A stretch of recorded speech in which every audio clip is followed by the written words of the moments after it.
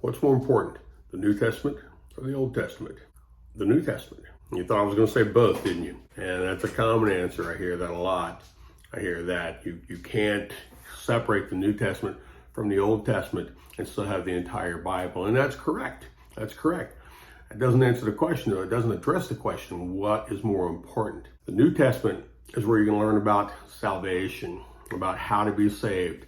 You're going to learn Romans 10:9. Confess Jesus as Lord with your mouth and believe that he was resurrected, that he came back to life. You're not going to get that from the Old Testament. And confusion.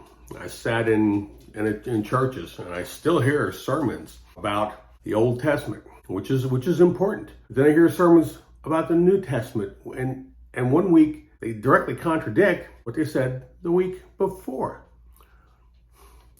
This is a problem for people who are deconstructed, and I know that a lot of you are angry at deconstructionists. It's preached to be angry at deconstructionists. Deconstructionists are questioning their faith and frequently finding problems and leaving the church.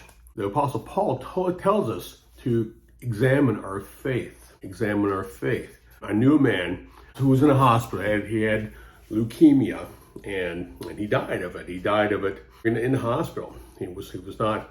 When I knew him, I knew him for about 3 months, and he came to faith in Jesus during that 3 months in the hospital.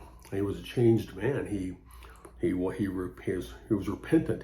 He was sorry about his sin. He believed in Jesus' resurrection. He was a new man. It was fantastic. I bought him a Bible. He didn't have a Bible. I think he maybe had a little King James version. He hadn't spent a lot of time reading the Bible because he wasn't saved before. So I bought him a Bible. I came to visit him one day, and he was freaking out. He was disturbed. I asked him, I questioned him, what was this? He said God was mad at him about the things he had done before. That's why he had leukemia. He thought. He had decided that God, in his anger, was punishing him. And I asked him, I said, where did you get that? He had started in the Old Testament, in the beginning, and he was reading forward. That's where he got it. I told him, I said, stop. Do this. Read the Gospel of John. Read it. And if you have to, read it again. And then read the New Testament. And if you want to, read it again. As you're a Christian now, I explained to him, you follow Jesus Christ.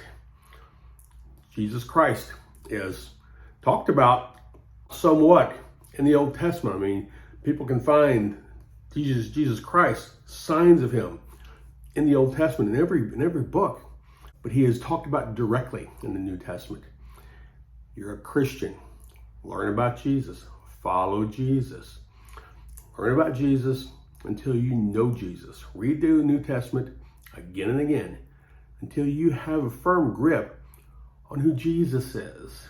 And then knowing that God is Jesus. Then, when you have a firm grip on the New Testament, go back and read the Old Testament and then again the New Testament so you don't forget. You read the Old Testament for the history. Read the Old Testament for the law. But keep in mind that the law is the law that God laid down for the Jews. It's not the law that God laid down for the Gentiles, who is everybody else who's not a Jew. The New Testament talks about the Jew. Jesus was a Jew. The disciples were Jewish. And they obeyed. Jesus quoted the Old Testament frequently. When he was tempted by Satan, he quoted the Old Testament. All right? He was Jewish. But the New Testament talks about the Gentiles.